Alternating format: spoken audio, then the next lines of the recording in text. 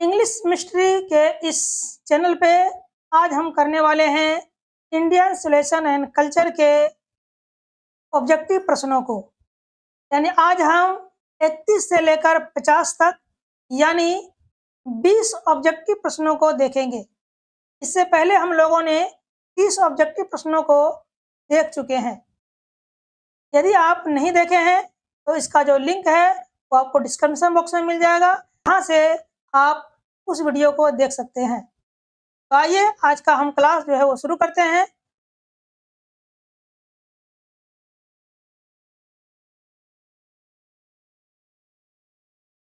Question number 31।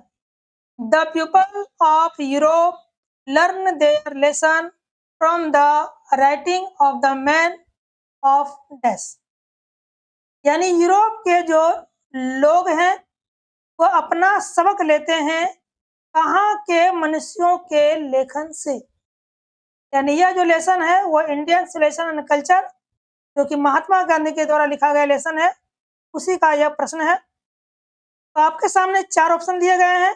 पहला हो गया जर्मनी, ब्रिटेन, ग्रीस और रोम, और चौथा ऑप्शन है स्पेन। ठीक है, तो यूरोप के जो लोग हैं वो सबक लेते हैं ग्रीस या फिर रोम के लोगों के लेखन से, सबक सीखते हैं।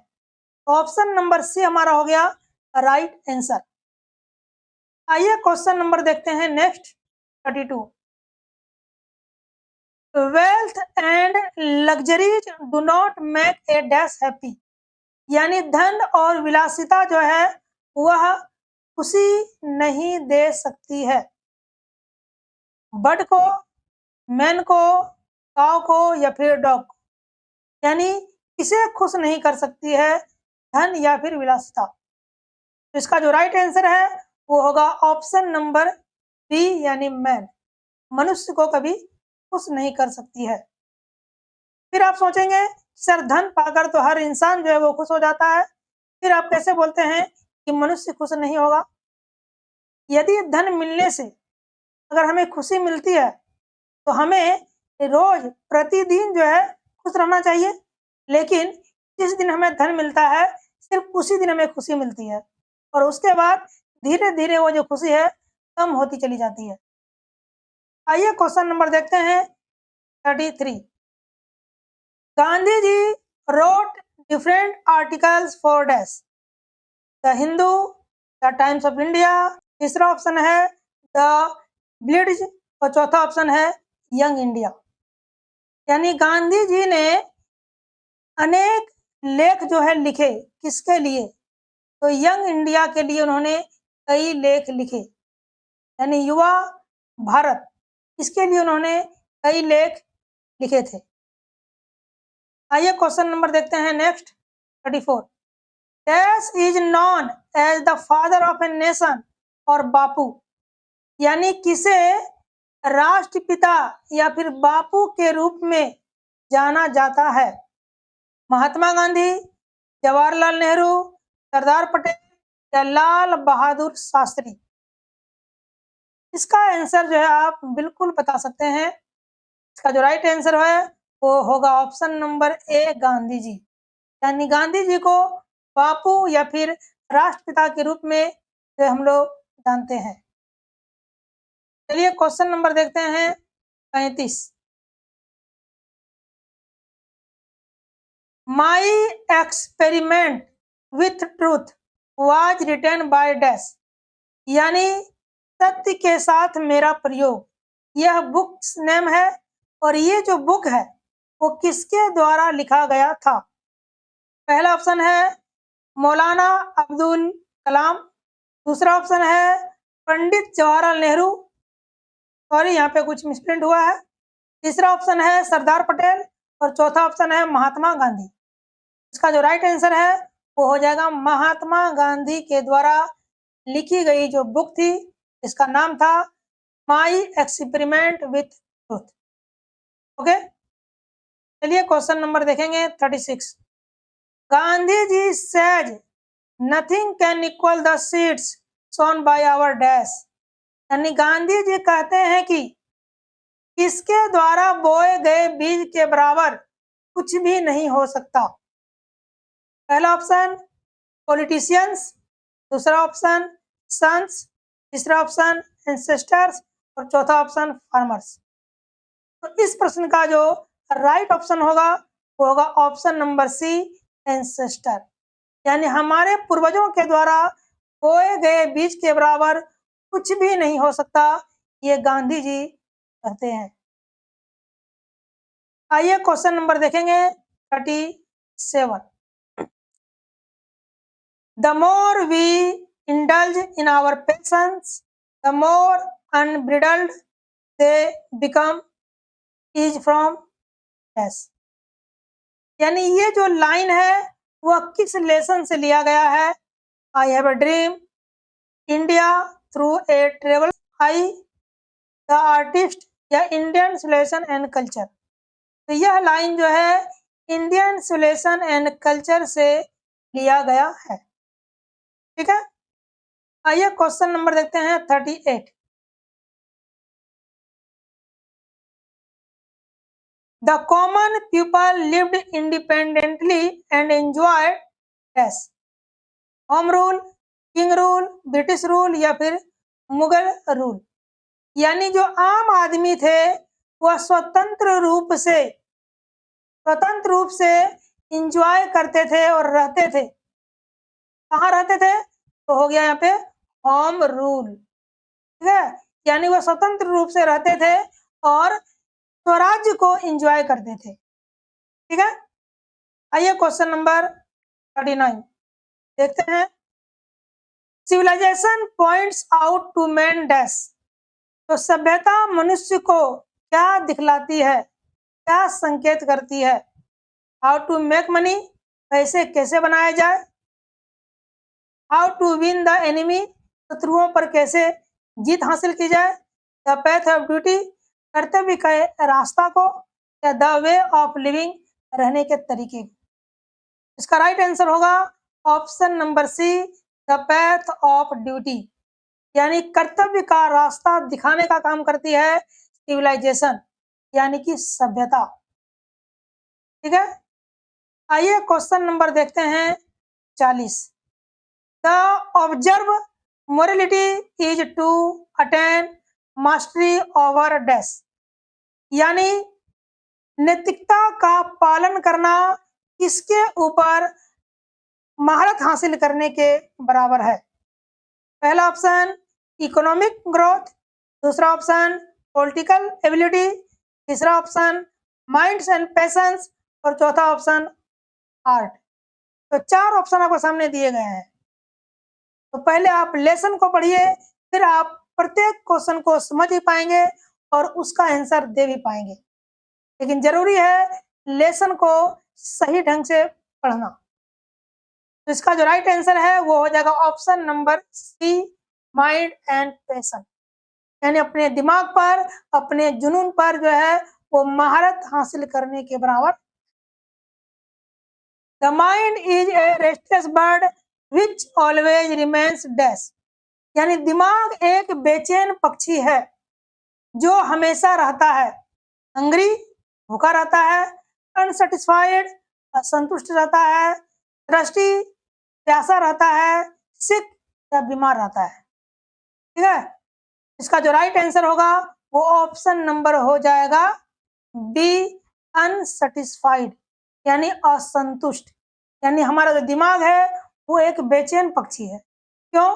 क्योंकि इसे जितना मिलता है यह उतना ही और चाहत करता है, इच्छा करता है, और सब कुछ मिलने के बाद भी इंसान को जो है, यानी हमारे जो दिमाग को जो है वो संतुष्टि नहीं मिलती।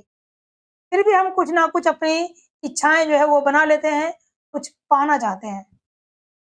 आइए क्वेश्चन नंबर हम देखेंगे नेक्स्ट 42 को। Happiness is largely A dash. यानी खुशी जो है वो काफी हद तक डैश होती है, mental condition, physical condition, disease या इमेजिनेशन। यानी 4 ऑप्शन आपके सामने दिए गए हैं। तो जो खुशी होती है ना, वह काफी हद तक एक मेंटल कंडीशन है, एक मानसिक स्थिति है। इसका जो राइट आंसर होगा वो ऑप्शन नंबर ए होगा, मेंटल कंडीशन। यानी जब हमें कोई चीज मिलती है तो जिस दिन मिलती है हम बहुत खुश हो जाते हैं, हम बहुत खुश रहते हैं, लेकिन वह खुशी धीरे धीरे घटने लगती है, क्योंकि वो चीज हमारे पास होती है लेकिन फिर भी हमारी जो खुशी है वो धीरे धीरे घटती चली जाती है। तो ये क्या है? ये एक मेंटल कंडीशन है, एक मानसिक स्थिति है। आइए क्वेश्चन नंबर देखते हैं 43। Mahatma Gandhi was more a dash. Mahatma Gandhi अधिक क्या थे? पॉलिटिशियन, राजनेता थे, इकोनॉमिस्ट, सोशल रिफॉर्मर या स्पिरिचुअल लीडर, क्या थे वह? तो इसका जो राइट आंसर है वो ऑप्शन नंबर ए नहीं होगा। इसका राइट आंसर होगा स्पिरिचुअल लीडर, यानी आध्यात्मिक नेता थे। चलिए क्वेश्चन नंबर देखेंगे 44। Mahatma Gandhi used as the chief weapons dash. यानी महात्मा गांधी जो है वह मुख्य हथियार के रूप में क्या इस्तेमाल किए? स्वार्ड्स, तलवार को, न्यूक्लियर वेपन्स, न्यूक्लियर हथियार को, गन्स, बंदूक को, या ट्रुथ एंड नॉन वायलेंस, सत्य और अहिंसा को। इसका जो राइट आंसर है वो होगा ऑप्शन नंबर डी, सत्य और अहिंसा का प्रयोग जो है मुख्य हथियार के रूप में गांधी जी ने किए थे। चलिए आगे का क्वेश्चन को हम देखते हैं। Question number 45। Our ancestor descended us from dash. यानी हमारे जो पूर्वज थे हम लोगों को क्या चीज से दूर रखते थे? पॉलिटिक्स, राजनीति से, लग्जरी एंड प्लेजर्स, विलासिता एवं आनंद से, मोरलिटी, नैतिकता से, या स्पिरिचुअलिटी, आध्यात्मिकवाद से। इसका राइट आंसर होगा लग्जरी एंड प्लीजर, यानी भोग विलास और खुशी या फिर आनंद। प्लीजर मीन्स आनंद, तो आनंद से हम लोगों को दूर रखते थे, क्योंकि हमारे पूर्वज जानते थे कि जितना हम इन चीजों में दिल लगाएंगे, यानी आधुनिक चीजों में हम जितना दिल लगाएंगे, अपना मन लगाएंगे, हम उसके गुलाम बन जाएंगे। चलिए क्वेश्चन नंबर हम देखेंगे 46।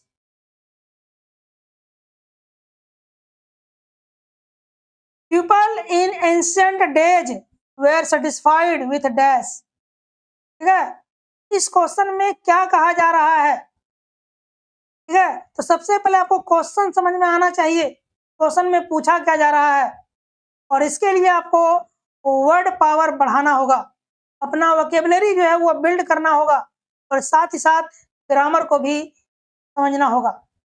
और इसके लिए आप हमारा जो ऑफलाइन क्लास है आरसीसी मैथमेटिक्स क्लासेस ज्वाइन कर सकते हैं, जहाँ पर ग्रामर के साथ साथ सारे बुक को 1 बाय 1 चैप्टर करके, लाइन बाय लाइन करके एक्सप्लेन किया जाता है। चलिए हम पहले ऑप्शन को देखते हैं। ऑप्शन नंबर ए है टाउन्स, दूसरा ऑप्शन है सिटीज, तीसरा ऑप्शन है मेगा सिटीज, और चौथा ऑप्शन है विलेजेस। यानी ऊपर जो सेंटेंस दिए गए हैं इसका हिंदी मीनिंग हो गया कि प्राचीन दिनों में जो लोग थे वो क्या चीज से संतुष्ट थे? तो आंसर होगा इसका विलेजेस, यानी अपने गांव से वो संतुष्ट थे। यानी प्राचीन समय में जो लोग थे वो अपने गांव में ही रहना पसंद करते थे, उन्हें शहर जाना बिल्कुल पसंद नहीं था, क्योंकि वे समझते थे कि शहरों में डाकू होते हैं, चोर होते हैं, और बहुत सारे जो है वहाँ बुराइयां फैली रहती है, जिसमें हम लोग जाके लिप्त हो जाएंगे और हमारा जो अस्तित्व है वो खत्म हो जाएगा। चलिए क्वेश्चन नंबर हम देखते हैं 47।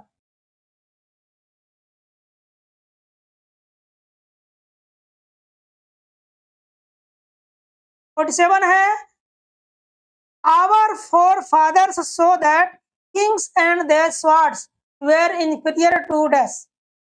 The swords of ethics, the swords of politics, the swords of economics, the sword of treachery। यानी 4 ऑप्शन आपको सामने दिए गए हैं। यानी हमारे पूर्वजों ने यह देखा था कि राजा और उसकी जो तलवारें हैं वह किससे घटिया थी, किससे बेकार थी।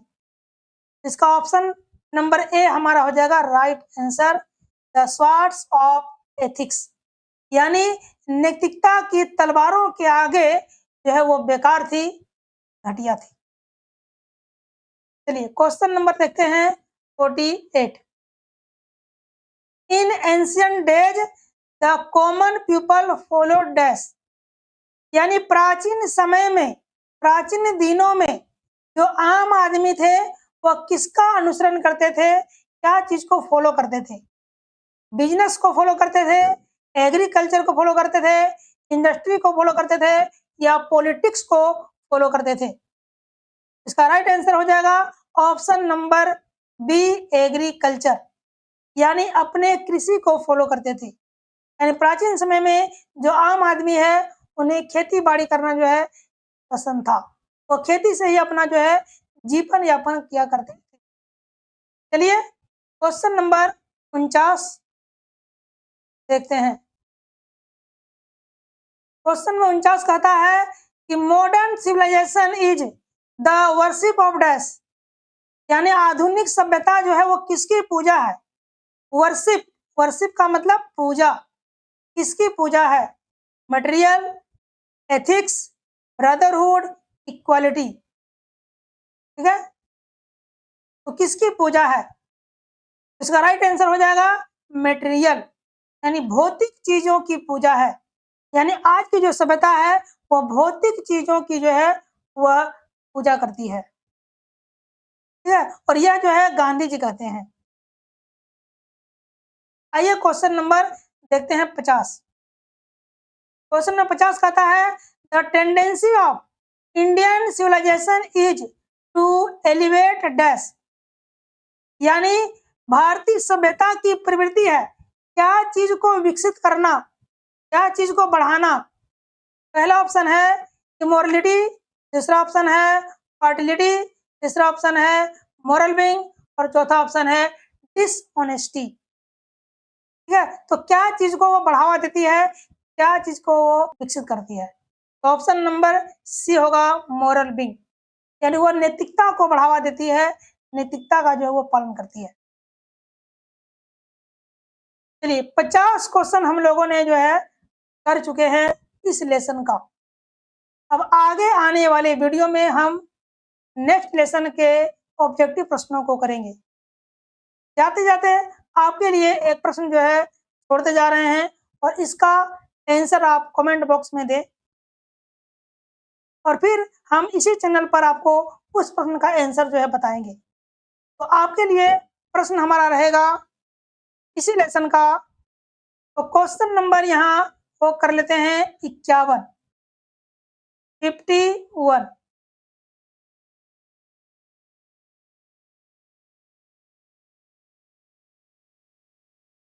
इंडियन सिविलाइजेशन इज डैश, भारतीय सभ्यता क्या है। गॉडलेस है, based on believe in God है, बेस्ड ऑन फर्टिलिटी है, या बेस्ड ऑन मैटर है, यानी क्या है। तो 4 ऑप्शन आपके सामने दिए गए हैं, चारों में से एक ऑप्शन जो है बिल्कुल करेक्ट है। तो आपको अपना जो करेक्ट आंसर है कमेंट बॉक्स में लिखना है। उम्मीद है हमारा आज का जो वीडियो है आपको पसंद आया होगा। हमारे इस वीडियो को शेयर करें ताकि अन्य छात्र इसका लाभ उठा सके।